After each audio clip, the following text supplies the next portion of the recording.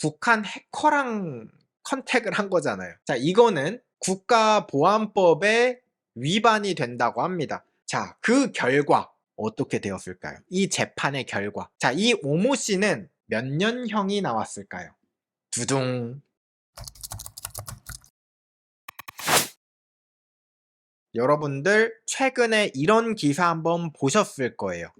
북한 해커와 접촉해서 수천만 원을 건넸다 라는 이야기가 있어요.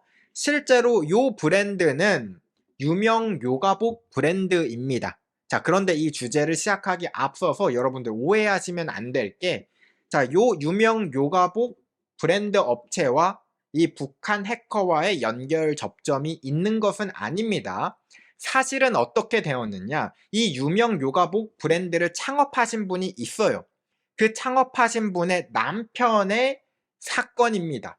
실제로 이 창업자분은 이 브랜드를 만들고 나서 대히트를 쳤어요. 그리고 난 뒤에 2021년에 엑싯을 했다고 합니다. 그래서 실제로 에코마케팅이라는 회사가 이 브랜드를 인수했습니다.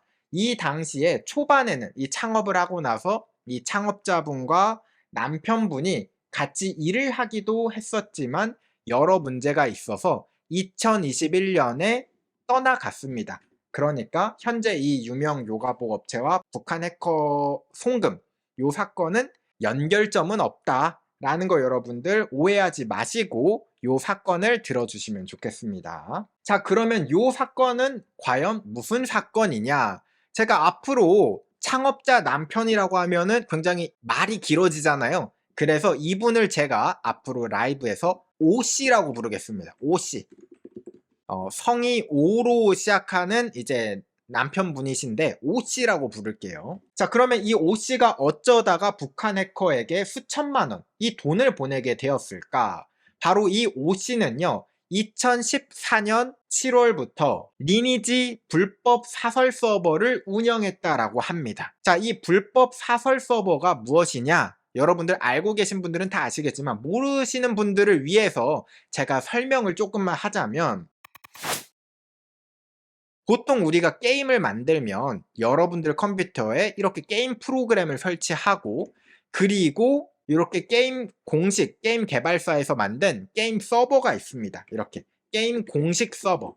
여러분들의 프로그램과 이 공식 서버가 통신을 하면서 이제 게임이 돌아가는 건데, 이 공식 서버에서 돌아가는 거랑 비슷하게 불법으로 복제를 합니다. 그래서 이런 거를 불법 복제 사설 서버라고도 이야기를 하는데, 이렇게 개인이 요런 비슷한 서버를 만든 다음에 이 프로그램을 이쪽에다가 연결시켜서 개인 서버를 만드는 거예요. 공식 서버가 아니라 개인이 불법으로 복사해서 서버를 운영하는 거죠. 자, 그러면 불법 사설 서버에 대해서 익숙하지 않으신 분들은 이런 생각을 하실 거예요. 아니, 왜 굳이 이 불법 복제 사설 서버에 들어가느냐? 게임사에서 제공하는 요 공식 서버가 있는데 왜 굳이 열로 들어가서 합니까? 라고 이야기를 하자면, 이 불법 사설 서버를 쓰는 메리트가 있습니다. 이점이 있어요. 여러분들이 그렇게 좋아하는 free, 무료입니다. 그러니까 만약에 이런 게임을 할 때 돈을 내고 해야 되는 서버다. 근데 보통 불법 복제 사설 서버는 공짜로 할 수 있게 만듭니다. 자, 그러면 사람들이 이거 유료 게임인데 여기에서는 무료로 할 수 있네? 그러면 이 불법 복제 사설 서버에 몰리게 되는 거죠. 그런데 요새는 이 스팀이라는 것도 나오고 게임에 대해서 게임 이 가격이 과거에 비해서 그렇게 크게 오르지는 않았거든요. 지금 뭐 짜장면처럼 막 2배, 3배가 된 게 아니란 말이에요. 그래서 사람들의 인식이 게임은 돈 내고 할만해 라는 인식으로 조금 바뀌었어요. 그래가지고 여러분들도 요새 뭐 크랙 버전 찾는 분 별로 없으시죠? 웬만하면 스팀에서 그냥 하고 싶은 게임이 있으면 할인 때까지 기다려서 돈 내고 한단 말이에요. 그래서 요새는 무료라는 이유로 불법 사설 서버를 잘 찾진 않습니다. 이거에 대해서 반감이 좀 적어져서. 자, 그러면 지금 왜 이걸 하느냐? 두 번째, 아주 가장 큰 이유인데요. 게임 돈을, 보통 이 불법 복제 사설 서버에서는 게임 돈을 현금으로 바꿔줘. 야, 이거 진짜 게이머들이 바라는 요소죠. 내가 가상세계에서 열심히 일하고 몬스터 잡고 한 돈을 현금으로 바꿀 수 있다면 게임도 재밌게 하고 돈도 벌고, 그래서 이 리니지 불법 사설 서버 같은 경우는 실제로 이 게임 돈을 현금으로 바꿔주는 시스템까지 다 만들어준다고 합니다. 자, 그러면 다시 한번, 그러면 만약에 이 소문을 듣고 많은 사람들이 이 서버에 들어와 열심히 몬스터 잡아 돈 벌어, 그리고 돈을 바꾸면 현금화 시키면 이 게임 운영하는 사람은 거덜 날 거잖아. 얘네들이 자선 사업가냐? 그거는 아닙니다. 그래서 얘네들이 게임을 어떻게 만드냐? 게임을 지독하게 만들어요. 정상적으로 게임을 할 수가 없게 만듭니다. 그러니까 몬스터를 잡아도 돈을 안 줘. 그러니까 사냥을 하면 원래 열심히 게임을 하면 돈이 벌려야 되는데, 열심히 게임을 할수록 돈이 줄어들게 만듭니다. 돈이 줄어들게 만들고 어떻게 하느냐? 저기요, 혹시 돈이 필요하십니까? 현금으로 게임 돈을 사는 시스템도 만들어줍니다. 잠깐만요, 여러분들, 이게 불법 사설 서버를 제가 이야기하고 있는 거예요.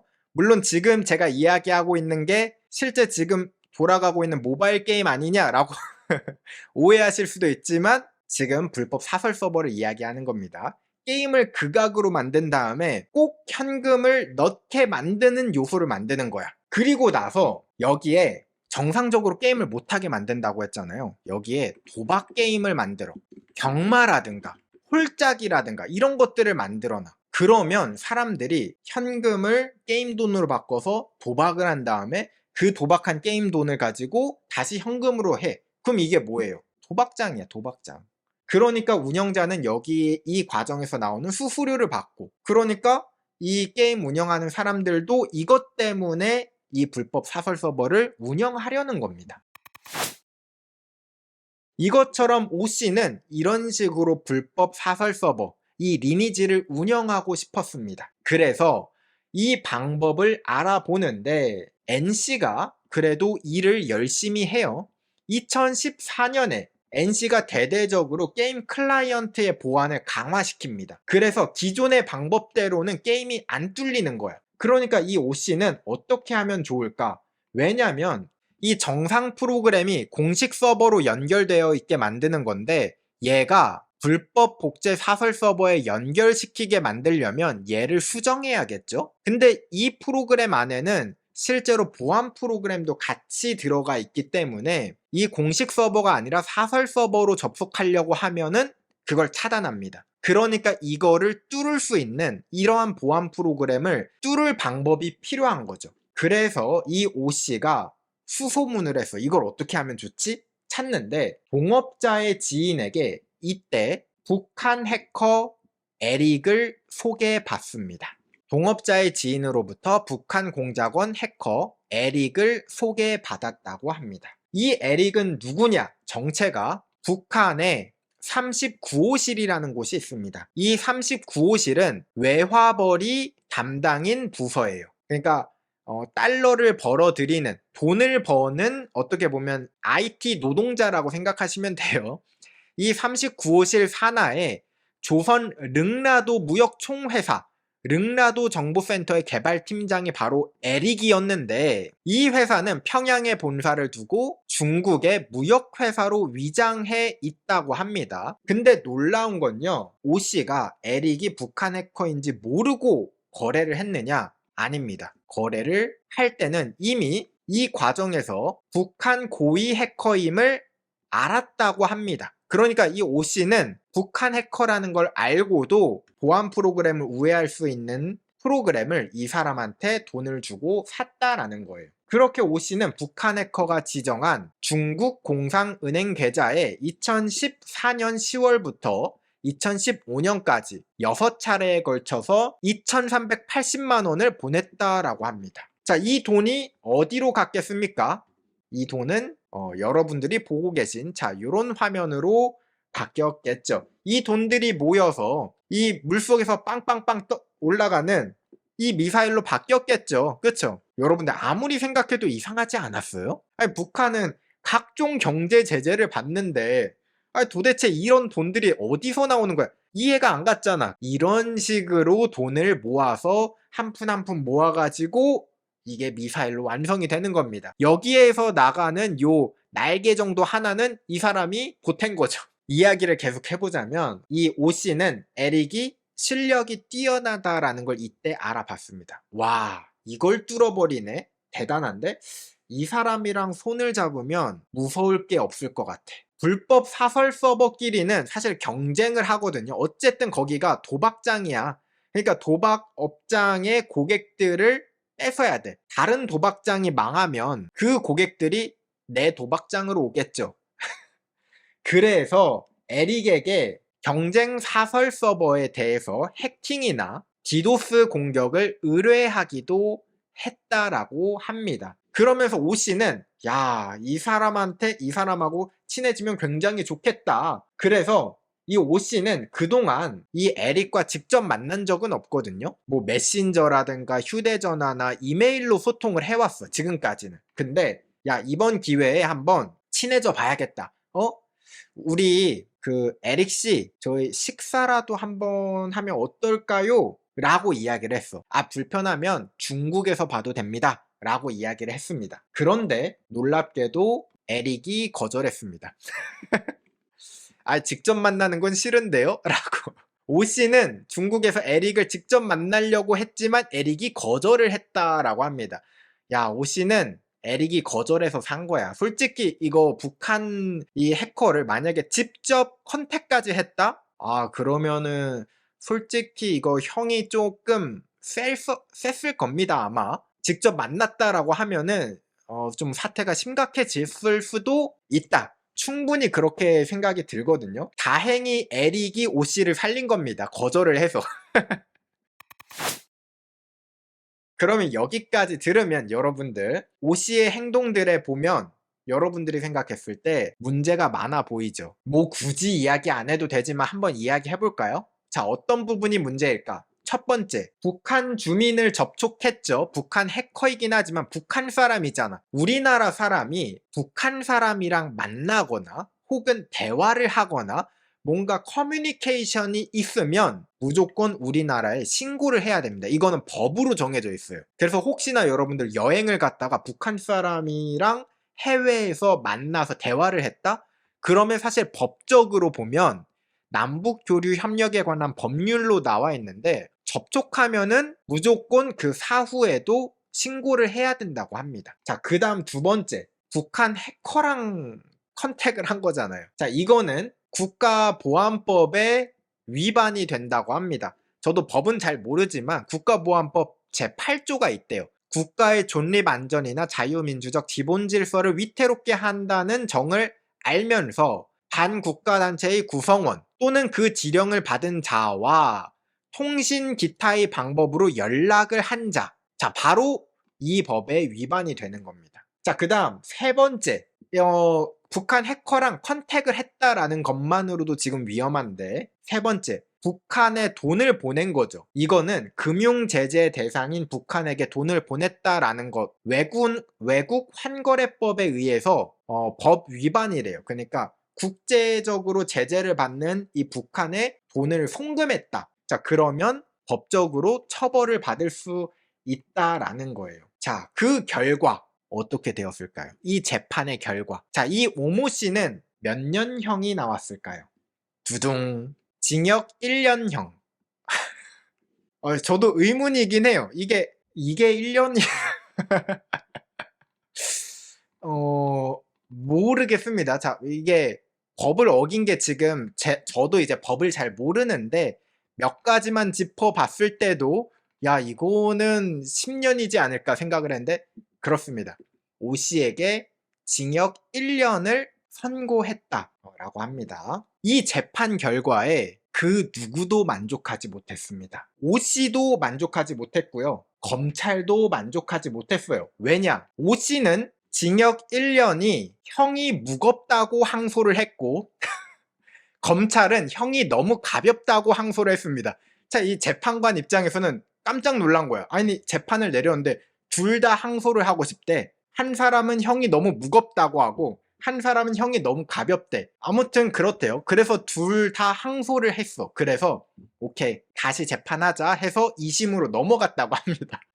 야, 이거는 솔직히 말하면 제가 오 씨라면은 1년이면은 야 선방했네. 자 여기서 혹시나 재판관이 마음을 바꿔 가지고 혹시나 이거보다 더 세지면 어떡해. 그냥 바로 여기서 그냥 콜해야지 끝이 않나요? 근데 여기서 오 씨도 과감하게 1년은 너무 깁니다. 6개월 가시죠.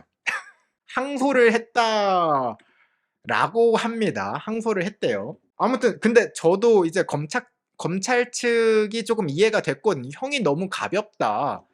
이게 1년이 맞나 싶긴 한데 1심 재판의 결과가 있어요. 그 이유가 또 있습니다. 그러니까 우리는 이해가 안 되는데 자 이겁니다. 1심 재판부에서는 북한의 통치 자금을 마련하는 북한의 구성원과 교류하고 금품을 제공한 이 범행은 국가안보에 중대한 위협을 가하고 사회에 미치는 위험성이 매우 크다. 그렇지만 면서도 북한 체제나 사상에 적극적으로 동조해 범행에 이르렀다고 보기는 어렵다. 그래서 1년을 선고한 겁니다. 물론 이 오 씨가 이 수사를 할 때 굉장히 협조적이었다고 합니다. 조금 솔직하게 다 이야기하고 조금 수사에 협조를 해서 이것도 어느 정도 정상 참작이 되지 않았을까라고 저는 개인적으로 생각을 하는데 자 그러면 어쨌든 오 씨와 검찰이 다 불만족했어. 야 이거는 형이 가볍다. 누구는 형이 무겁다 하면서 다시 항소해달래. 재판관이 그래서 2심을 갑니다. 자 2심의 결과 제가 이야기 드릴게요. 2심의 결과는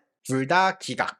오 씨와 검찰의 항소를 모두 기각하고 원심을 유지했다라고 합니다. 그러니까 땅땅땅 결과가 무엇이냐? 1년 이라고 합니다. 그래요. 뭐 재판 결과에 대해서는 사실 이게 조금 민감하고 어려워요. 뭐 무조건 또 이제 많은 징역형을 살게 하는 것도 또 뭐 그게 뭐 정의가 아닐 수는 있죠. 제가 이제 법을 공부한 건 아니다 보니까 뭐 재판, 이 법에서 이제 징역을 몇 년을 주고 이런 거에 대한 정의가 또 따로 있을 거예요. 물론 우리들이 이해하기는 쉽지 않겠지만 아무튼 그런 기준이 있지 않을까, 뭔가 합당한 이유가 있지 않을까라는 생각이 좀 들고요. 저는 오늘 이 이야기를 하면서 여러분들께 드리고 싶은 이야기는 바로 이 이야기입니다. 실제로 북한 해커와 교류를 하면서 이렇게 돈을 주고 있는 사례가 이게 유일했던 사건이냐? 그건 아니라는 거죠. 최근에 올해였어요. 2025년 5월에 나왔던 기사입니다. 북한 해커와 만든 도박 사이트를 국내에 판 총책이 기소가 되었는데요. 이 당시에 북한 해커와 함께 불법 도박 사이트를 만든 다음에 국내에 유통시킨 50대 남성이 체포가 되었습니다. 이 당시에 북한 해커들과 도박 사이트를 만들어서 북한 정권에 상납한 것이 얼마냐? 70억 원이라고 합니다. 그러니까 금액적으로도 적어서 아마 조금 형이 낮았을 수도 있다라고 생각을 해요. 이런 사례들도 있고요.